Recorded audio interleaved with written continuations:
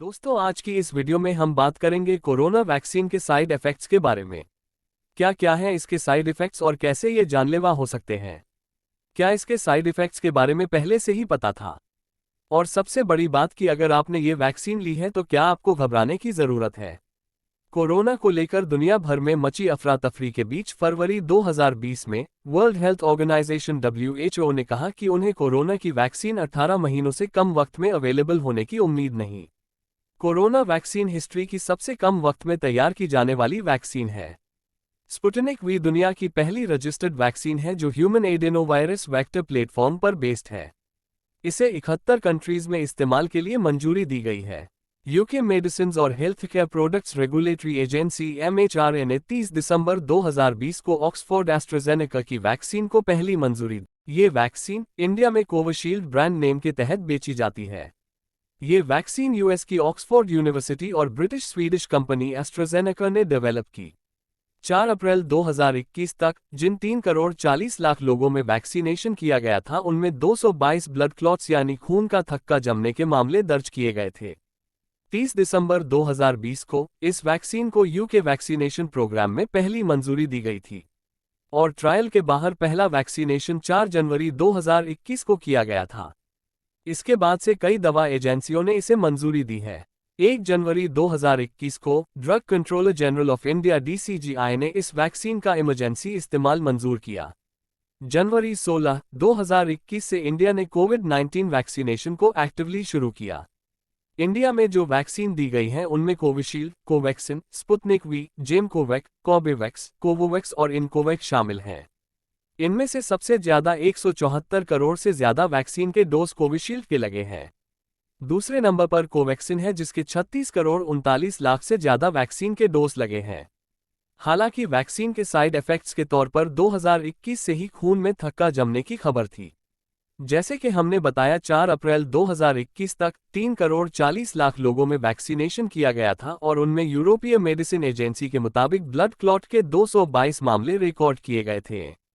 मगर दुनिया भर में उस वक्त सनसनी फैल गई जब सीरम इंस्टीट्यूट ऑफ इंडिया के साथ कोविशील्ड बनाने वाली कंपनी एस्ट्राजेनेका ने यूके की एक अदालत में कबूल किया कि कोविशील्ड की वजह से खून का थक्का जम सकता है और ब्लड में प्लेटलेट्स काउंट कम हो सकता है।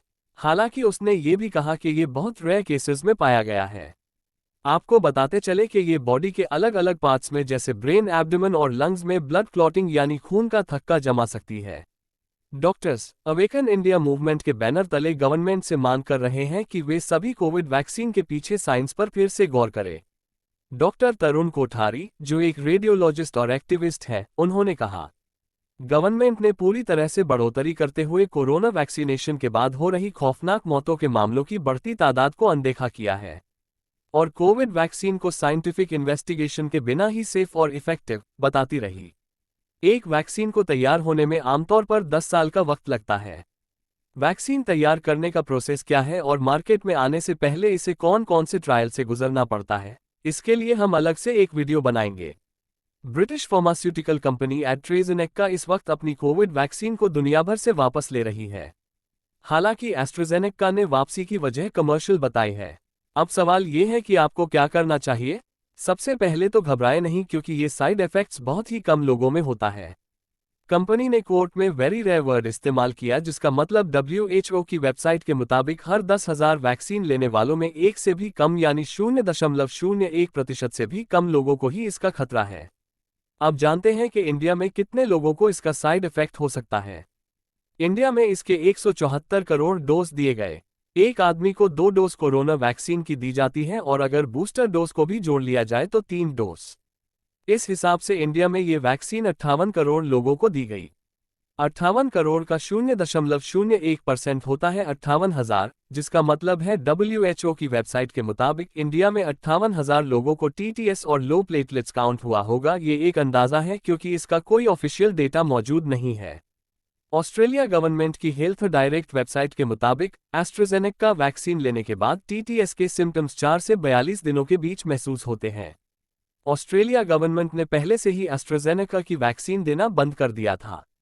नेशनल इंडियन मेडिकल एसोसिएशन के डॉक्टर राजीव जयदेवन ने कहा कि यह साइड इफेक्ट्स पहली खुराक के बाद पहले महीने में ही होते हैं, उसके बाद नहीं।